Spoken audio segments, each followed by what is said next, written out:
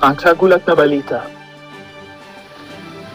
Nakakagulat na balita. Umaalon ngayon ang social media at lansangan matapos madawit si Pangulan Bongbong Marcos Jr. sa isyu ng mga natagpuang bangkay sa iba't ibang lugar sa bansa.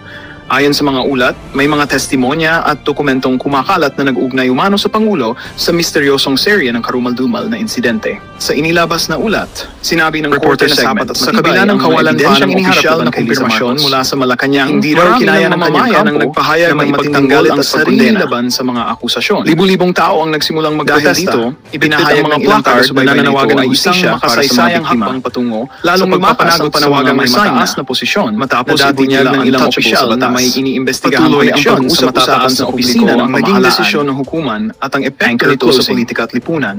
Habang lumalalim ang investigasyon, ito'y patunay na walang sinuman ang sambayanan na mabibigyan ng linaw sa iba ang nakakakilala pa lamang ng mas malawak na pagbubunyag ng katiwalian. Kung mapapatunayan ang pagkakasangkot ng Pangulo, ang tanong ngayon, posibleng humantong ito sa pinakamalaking krisis pampolitika sa kasaysayan ng bansa. Ang tanong ngayon ng taong bayan, matatapos ba sa katarungan ang sigaw ng bayan o muli na namang matatakpan ng kapangyarihan? That thing to do with this. Trabaho to nila George Garcia. Kilala ko yung hayop na yan eh. So, hayop talaga. So, nung umupo ako doon, sinerve yung subpoena sa ibang mga kasama ko. May written subpoena, pinapirma sa mga kasama ko. Walang pinapirma sa akin subpoena. That's when I know, wala pala akong subpoena. And wala din akong invitation. Kung baga umupo lang ako doon, na wala akong invitation. Sino nag-feed? Ang question, sino nag-feed sa media? Sa Philippine Star, na, you know? Yun yung George Garcia, ang utak niyan. Subtle yung kanyang paraan to destroy me. Hindi ang TRICOM. You know what? Ito pa. Nung nilagay yung nameplate ko, okay, klaruhin natin ha, walang subpoena sinerve sa akin, walang invitation.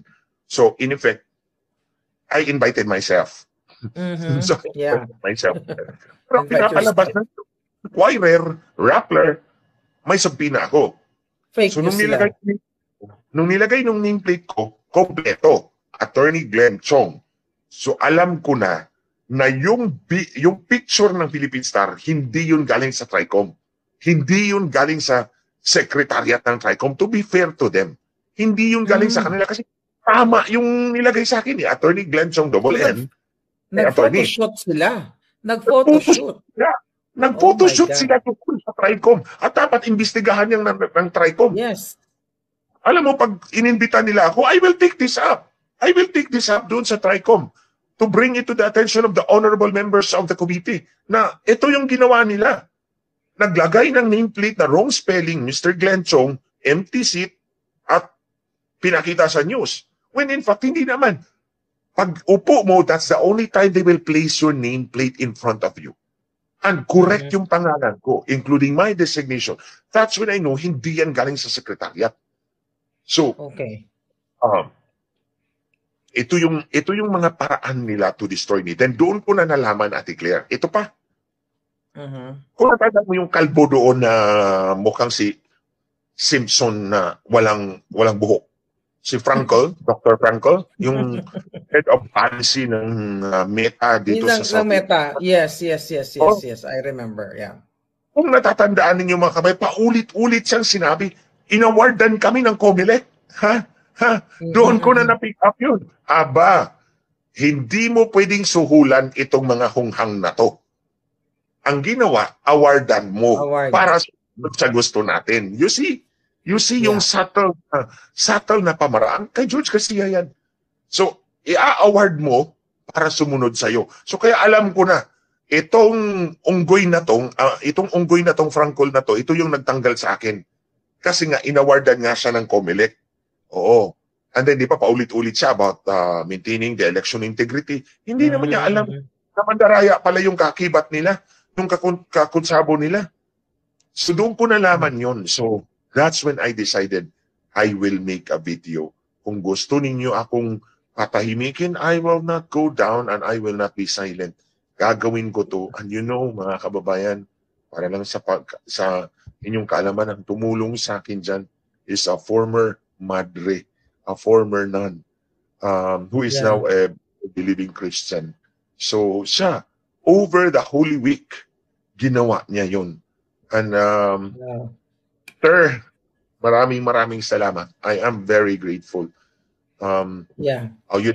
Hindi nga kami evil forces mga kababayan kasi yung katulong ko pa nga, ang katulong kaakibat ko dyan sa video na yun, madre. Alagad ng Diyos. Yeah. Oo, alagad ng Diyos. So hindi pwedeng mga evil forces kami. We are the forces of heaven on earth. Yep. So, brother, ito yung kalaman ng mga kababayan natin. So alam ko na, Ate Claire, mga kababayan na dadayain talaga yung eleksyon natin. Which is sad dahil ilang years na tayo na nakikipaglaban dito nga sa mga mandaraya, sa COMELEC, at yung Smartmatic, nagbigay ka na ng affidavit mo, deadma sila, di ba? Dahil yun ay kung hindi yun totoo, pwede ka nang kasuhan ni Lisa Tanas doon ng Marcos administration. Pero nga, wala silang ginagawang aksyon kasi natatakot sila na ilalatag mo, ipipresent mo yung ebidensya sa korte. It's the same thing na paghahamon ko kay Marcos Jr. dito sa California na kasuhan ako ng defamatory patungkol sa Polvoron video para mailatag ko rin ang authentication. So may common denominator, brother. Pero itong pag-aalala ngayon ng ating mga mamamayang Pilipino sa mga OFW sa buong mundo, yung online voting nga na nakikita nila, educate pa natin sila na iba ang lumalabas doon sa botong in-enter nila online. So ano muli ang ating pwedeng ipaalala sa ating mga kababayan yung hindi pa nakaka-vote? Actually, ito yun. Idagdag ko pa lang ito. Isang one final item na gusto kong idagdag ba? Sagutin yan. Na nakalatag talaga yung dayaan nila. The Philippine government under Bangag Marcos, and I suppose it's the COMELEC, inimbita nila yung European Union Election Observation Mission. Election Observation Mission. So, inimbita nila, and in fact, nandito na sila sa Pilipinas. April 16, 72 katao? Ganito kadami? No, Ate Claire, that's 200. Yung iba niyan, 200. Short term, yung iba long term. Yung 72, long term yun. So, ibig sabihin, ilang araw sa Pilipinas. Oo, long term. Meron ding short term. I think that's on the day of the elections. So, sinek ko yung website ng Election Observation Mission ng European Union. Totoo nga, they are here on invitation of the Philippine government. Malamang si COMELEC. Nag-imbita si observation missions. Yeah. Okay. So sorry, ikakat kita. Itong gantong klaseng invitation, kaninong gastos to? Pera ng bayan? I'm not sure if may share ang inviting government. Kasi kung inimbita mo, obligado kang sumagot sa gastos. Kasi inimbita mo eh. Yeah. Kumpara kung sila talaga ang nagkukusang loob na pwede bang mag-observe kami ng eleksyon ninyo. Hindi naman sila. They've done that before. Ngayon lang sila imbita. Bakit? Kasi nag-anticipate na ang COMELEC na baka may maraming question sa resulta ng halalan. So ang sasabihin nila, stamp of approval meron from the EU Election Observation Mission. So anong mahuhuli na mga misyonaryo na to, yung mga magmimisyon na to, na wala naman silang alam kung anong hahanapin nila, anong babantayan nila. Nag-demonstrate na ang COMELEC sa kanila. So, alam ko, nag-demonstrate na ang COMELEC sa kanila. So, one side lang ang nakikita nila. Pagdating sa eleksyon, ang ilalabas na report, vote buying, hindi lalabas yung transmission anomalies, hindi lalabas yung tinanggal pala yung QR code verification. So, alam nyo mga kababayan, prepare na nila to. Kaya nga, this is another indication na dadayain talaga yung eleksyon natin. Nag-prepare na sila ng stamp of approval ng EU. May mga comment, no, Attorney? May mga comment. Sabi nga, hindi kaya ito ay mga possible na magiging kasabwat sa pandaraya. Kasi tandaan natin, Attorney Glenn, nung May 9, nung 2022, nung araw ng eleksyon, nandoon tayo sa headquarters na kung saan merong mga Romanian na ipinakilala sa akin ni Lisa Marcos na nakialam. Greek. Bulgarian, na nakialam sa halalan natin. At eto pa, meron nakarating sa atin na impormasyon na talagang tinrabaho ni Bangag at ni Lee Satanas ang 2022 election para madagdagan ang boto niya sa maipantay doon sa boto ni Inday Sara. Ito fresh ito na nabalitaan ko na naikwento sa akin. I hope na lumabas itong litratong ito na ipinakita talaga sa akin na yung mga personalidad, nandoon si Tambaluslos, nandoon si Marcos Jr. at ang iba pang mga personalidad. I hope maging ready na yung ating informer about it na according to him talagang ang 2022 halalan o election ay dinaya ng Marcos Jr. Maliban pa doon, na-shock ako. Maliban doon sa nakita ko mismo ng dalawang mata ko, ando doon ka, meron pa palang ibang set ng mga foreigners. Like, I think, kung tama yung pagpaliwanag niya, it's like they're from parang military forces ang ginamit nila noong 2022. I don't know if may idea ka about it. This is the first time I have heard, ito pa yung unang pagkakataon kong narinig na someone is authenticating my allegations independently. Yes. Mga kababayan, kung naririnig nyo na po ako, ilang beses ko na pong sinabi publicly dito sa mga platforms online and sa intablado na sinasabi ko dinaya ni Marcos yung halalan natin noong 2022.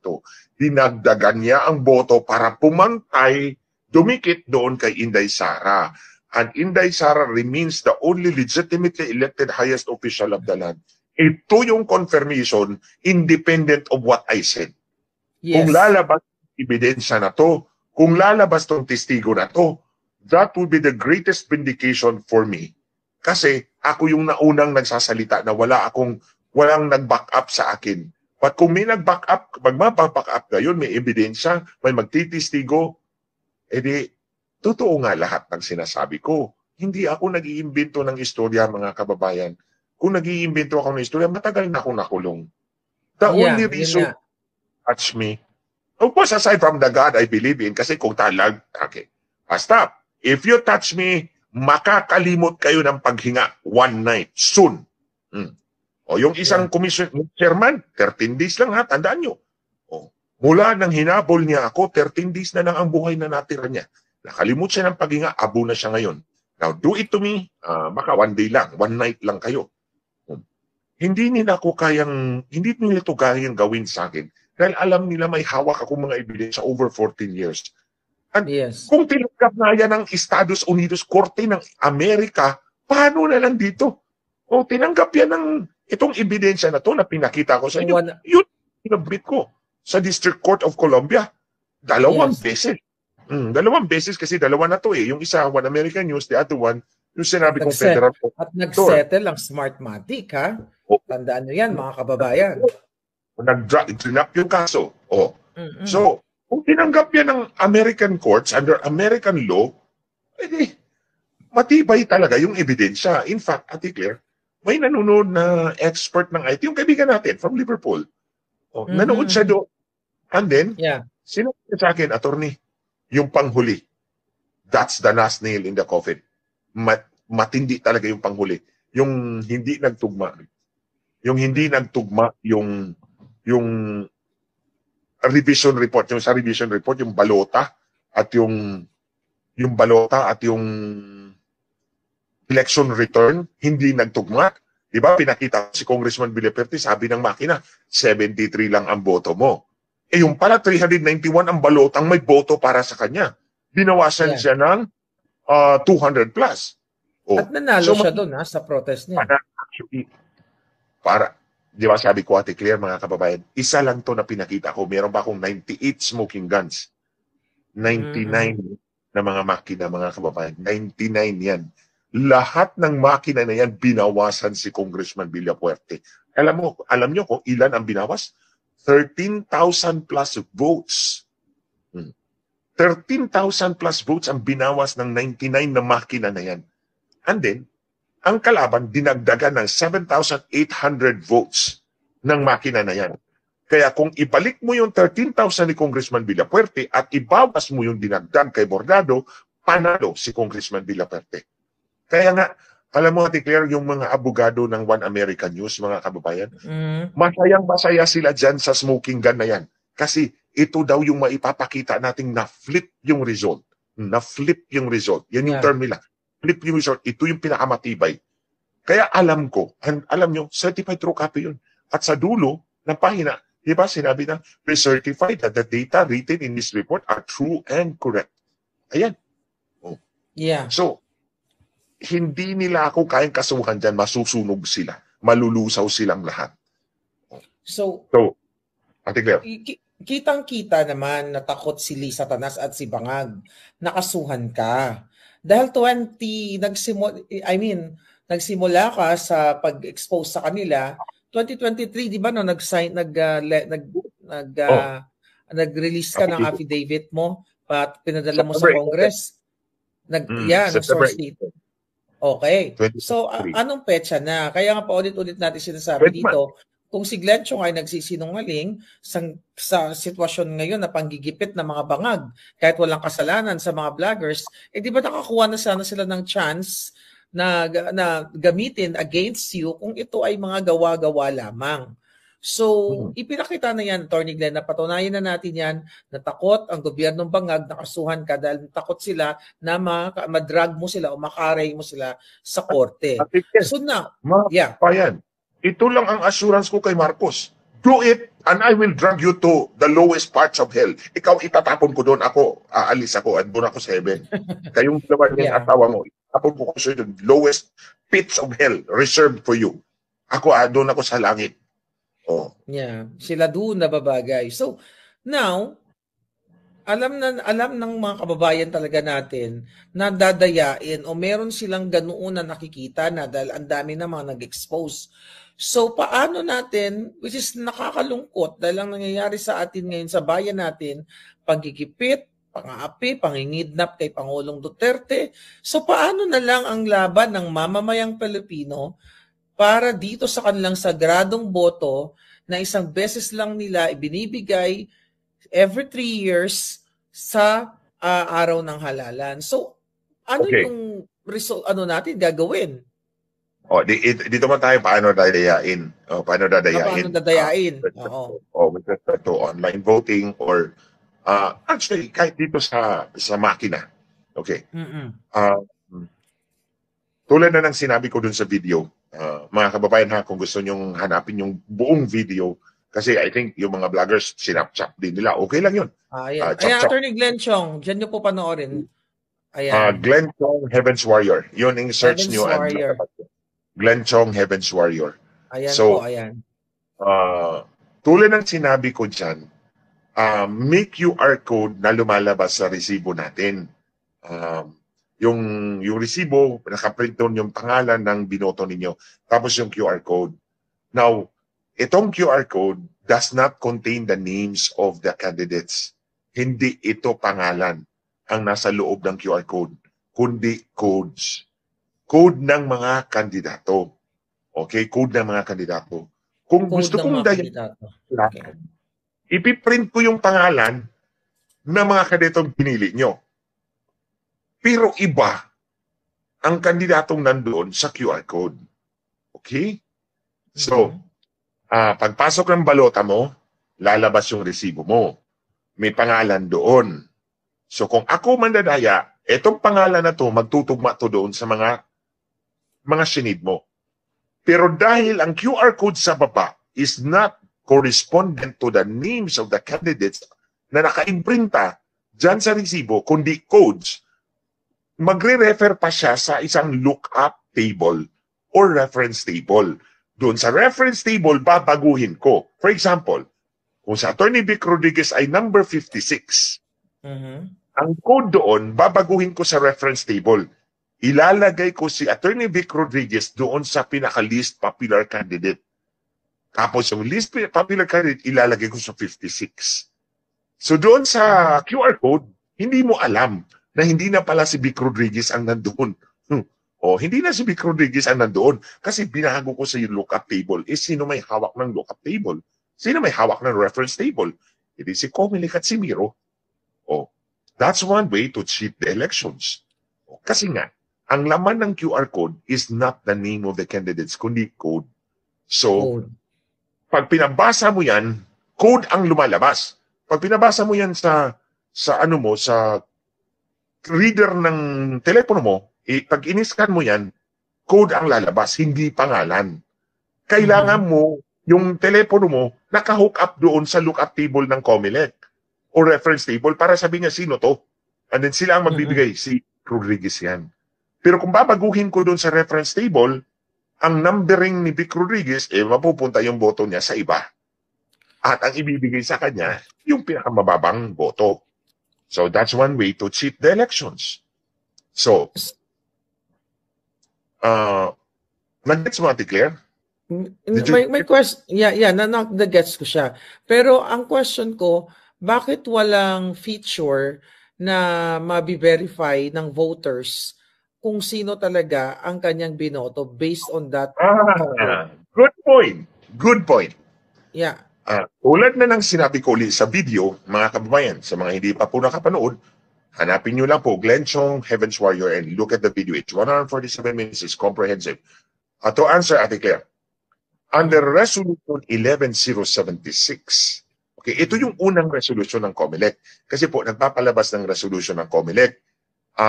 Ang tawag po diyan, General Instructions to the BEI or Electoral Boards. So, nandun lahat yung instruction kung anong gagawin. So, on October 30, 2024, malayo pang eleksyon ha, malayo pang eleksyon. October 30 pa to, 2024, last year pa to, nagpalabas sila ng Resolution 11076. Sa Annex B, ito yung operational procedure. So sa Section 2, kasi ang una is final testing and sealing, Section 1. Section 2, election day.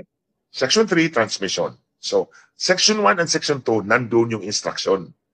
11076 ito ha, October 30, 2024. Sabi ng COMELEC, yung resibo may QR code yan. Pwede mong i-verify doon sa camera na nasa baba ng makina. So, pag meron ka ng resibo, i-verify mo doon, ganun mo doon sa camera, mariread niya, and on the right side of the screen, lalabas yung contents ng QR code. QR code, so, pwede yes. Ikukumpara mo yung printed names sa resibo at sa right side ng screen na siyang laman ng QR code. So, yun ang unang instruction ng COMELEC. Yun ang unang instruction. Wala pang daya nun. 11076. Oo. So, okay, ulitin ko ha. Sabi ng COMELEC, on final testing and sealing and on election day, sections 1 and sections 2, ilagay mo yung QR code doon sa camera, itapat mo, at lalabas yung contents ng QR code dito sa right side ng screen. So, pwede mong i-verify kung ang printed receipt is the same as yung nakalagay sa screen na siyang laman ng QR code. So, in that regard, okay yan. Okay yan. Yes. Kaso? However, mga kababayan, less than 3 months later, on January 21, 2025, nagpalabas ang COMELEC ng panibagong Resolution 11098, amending 11076. So, ito na, January 21, 2025 na. Malapit na ang eleksyon. Nagpalabas na panibagong resolution ng COMELEC, amending the previous resolution. Ito na ngayon ang 11098. I discussed this in the video. Wala na yung verification kasi dadayain na tayo. Yun. Na yon. Wala na yon sa Annex B. Wala na ang verification ng QR code. Kasi nga, dadayain na tayo mga kababayan, gugurgurin na yung boto natin lahat. So, siguro na alarma si George Garcia dahil ang date ng sulat ko ay January 24. So, 21 nila binago. Nagkataon na January 24 ang date ng sulat ko, kaya ginurgur na nila ako. Kasi alam na nilang alam na ni Glenn Chong yung ano natin, yung playbook yung pandaraya, oo. Strategy natin. Alam na ni Glenn Chong kaya sinulatan na tayo 3 days later. So, as of today, walang verification. Kaya nga sabi ko dun sa video, binayaran natin yung feature na yan. Bakit nyo tinanggap? Again, mga kababayan, wala itong pinagkaiba noong 2010. Again, on December 29, 2009, December 29, 2009, wala pang eleksyon, 2010 ang eleksyon, nagpalabas ng resolution ng COMELEC. Ang sabi, yung iButton receptacle, yun yung digital signature ninyo, BEI. Ilagay nyo sa iButton receptacle para ma-digital signature yung resulta. However, on March 4, 2010, 2 months before the elections, nagpalabas ng panibagong resolution ng COMELEC. Gusto mo bang pirmahan ang digital signature ang resulta ng halalan? Pindutin mo ang hindi. Sigurado ka bang ayaw mong applyan ng digital signature ang halalan? Pindutin mo ang oo. Ayun. Wala itong pinagkaiba nung 2010 at ngayon. Exactly. Before meron, tapos tinanggal, ang resulta, daya. So, paano natin mapanagot itong mga to? I mean, yung Miro and the COMELEC. Magla-live na lang uli ako nito to discuss this extensively. Pero ito, sagutin ko na dito kasi tinanong na ni Ate Claire. Pero magla-live ako doon sa Facebook. Yes. Hindi na ako babalik sa Facebook. Hindi mo na ako babalik sa Facebook dahil sinulatan ko na. Ang Facebook dito sa Pilipinas at copy furnished yung Meta office in Singapore. Dinidemand ko na ibalik nyo sa akin yung account ko dahil that's a violation of my freedom of speech and deprivation of my deprivation of my property without due process. Kasi yung mga sinulat ko dyan, yung mga video ko dyan, yung mga memes ko dyan, akin yan. Personal property ko yan. You deprive me without due process. Kasi tinanggal nyo lang ako bigla eh. Under Article 32, pwede ko kayo kasuhan for damages, exemplary, including moral ones. So mabigat to. Kasi eleksyon ang issue. Kung hihingi ako ng $100 milyong, baka manalo ako. Gawin natin. Pag $1 tayo bawat isa. Gawin natin, Atty. Glenn. Kaya nga, Ate Claire, mga kababayan, hindi ako bumalik sa Facebook. Kasi, ang kinatatakutan ko, kung bumalik ako, sasabihin na, bumalik ka naman eh. O, di ba? Bumalik ka lang naman pala eh. Ayaw ko bumalik. Kaya nga sa YouTube na ako pumunta. And then maybe, I will go onto Instagram and, wag yung Meta. Wag yung Meta. Dito na lang sa X. Kay Elon Musk yan. No. X. So, mga kababayan, baka I will be in TikTok, on X, and YouTube. Ito na lang. Dati isa lang yung account kong ginagamit. Ngayon, gawin kong 3 para mas malawak yung reach. You see? Yes. I will resurrect them in 3 different platforms.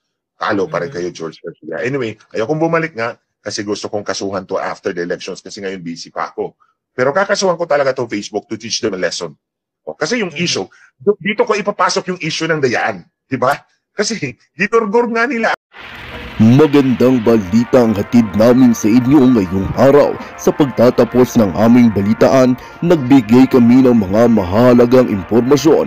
Maraming salamat sa pagtutok at pagsuporta sa aming programa.